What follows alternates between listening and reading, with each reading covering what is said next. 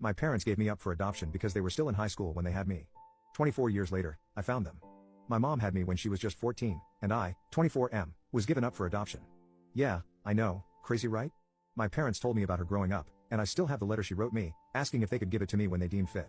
It's crazy reading it sometimes and knowing it was a literal child who wrote it, saying she's sorry she couldn't be my mom but hopes I'm happy.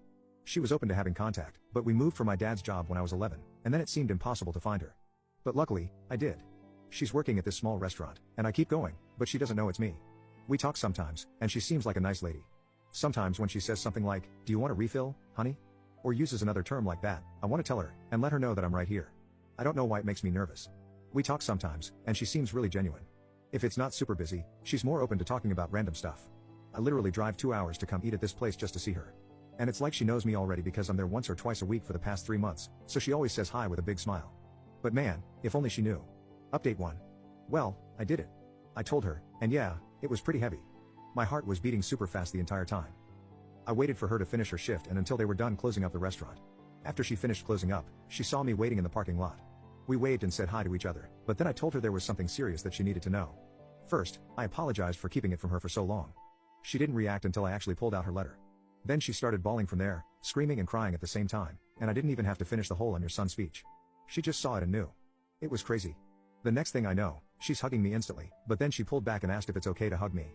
Of course it is, and we're just there hugging and crying in the parking lot. It hit her hard.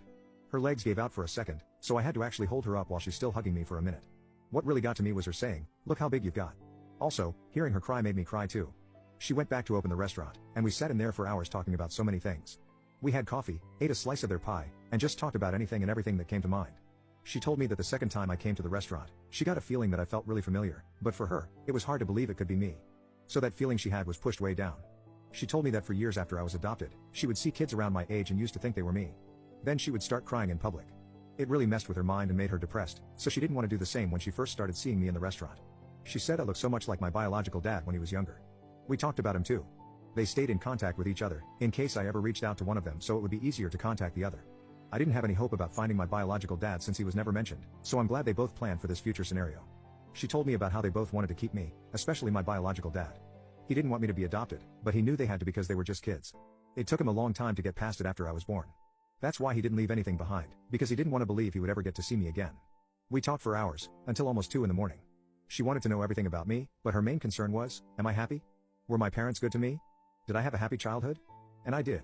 I told her, thank you for helping to give me this life. We both cried again, but she cried the most. Everything was very emotional for her. Sometimes she would look really happy, but then get sad again. After my 18th birthday, she was hoping I would find her, that's why she stayed in the same city. But since I didn't, she always thought maybe I resented her, wasn't told I'm adopted, or maybe had decided it was better not to have her around. It made me feel bad for not telling her sooner. She told me it's not my fault, and I did the right thing by going at my own pace. Honestly, she's so sweet. The way she kept looking at me with the biggest smile made me emotional sometimes. It makes you think, how can someone who's been a total stranger your whole life look at you with so much love? It's wild. We learned so much about each other. She asked me if we could have dinner soon to keep talking, and if, at some point in the future, I'm interested, come over to her house so I can meet her husband. That all sounded really great. We exchanged numbers, and after I left, she sent a text telling me thank you for giving her this gift that she didn't know would ever come. My girlfriend came over, and she hugged me while I cried. I wasn't sad, these were happy tears. Everything went better than I expected. There was still emotionally heavy stuff, but I'm still glad that we got to open up to each other. Update 2. Lots of you asked to let you know how it goes meeting my biological dad, and to say it was emotional is an understatement. To be honest, this was more nerve-wracking for me because I didn't know anything about him. With my bio mom, it was different because I watched her from afar and got to know her a little before it all came out. I asked my bio mom if she could be there too just because she knows him better, so it was the two of us waiting for him at this park. He was already crying before we even got to him. This guy is strong too, so he pulled me in for the biggest bear hug, and we were both crying. He told me he wants me to know that they loved me so much, and he loves me. I lost count of how many times he'd come back in for one more hug.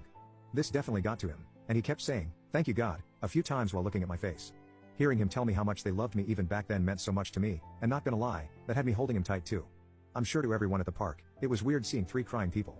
My bio dad said he cried so many times just driving over here, he didn't think he had any more tears until he saw us. When we were all sitting down, it hit me that my bio mom was not kidding when she said we look alike. Obviously, he's older, but still, the similarities were crazy. He brought gifts too, which was a surprise. It was really nice. He told me I don't have to keep them if I don't want to, but he felt weird not coming with anything, and he's wanted to give this to me for a long time. One was a teddy bear holding a picture frame of him at the hospital holding me.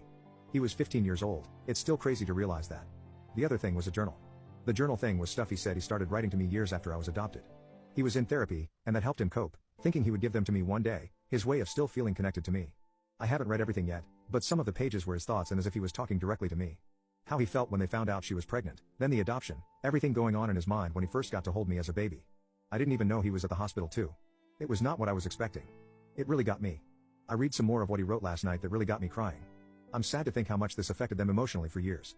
Also, I think it's pretty sweet he wanted to write this for me. We talked about his own life, which was pretty hard, his struggles with home life and the feelings he had about giving me up. Then he wanted to know everything about me, basically with the same questions my bio mom had.